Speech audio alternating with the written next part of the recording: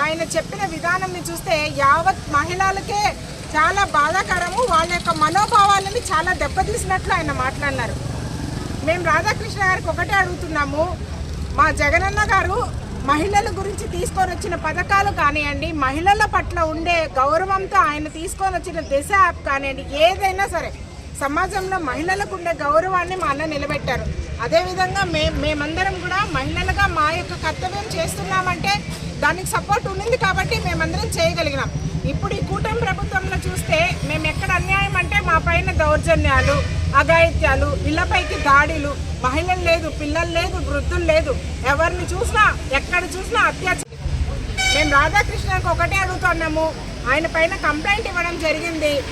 జగనన్నను కానీ వైఎస్ఆర్సీపీ కుటుంబంలో ఉండే మహిళలు కానీ, వైఎస్ఆర్సీపీ కార్యకర్తల్ని కానీ, వైఎస్ఆర్సీపీ అన్నదమ్ములను కానీ, అన్నదమ్ముల భార్యలను కానీ ఎక్కడైనా సరే ఎవరైనా సరే మాట్లాడినారంటే మహిళా లోకమే తరలిచ్చి వాళ్ళకి బుద్ధి చెప్తామని నేను ఈ సభాముఖంగా తెలియజేస్తున్నాను.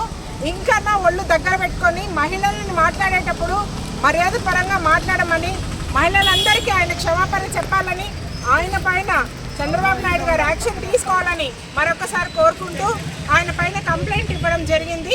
ఇక్కడ పోలీస్ స్టేషన్లో మేము కంప్లైంట్ ఫైల్ చేసి వచ్చినామండి ఇప్పుడే. Thank you.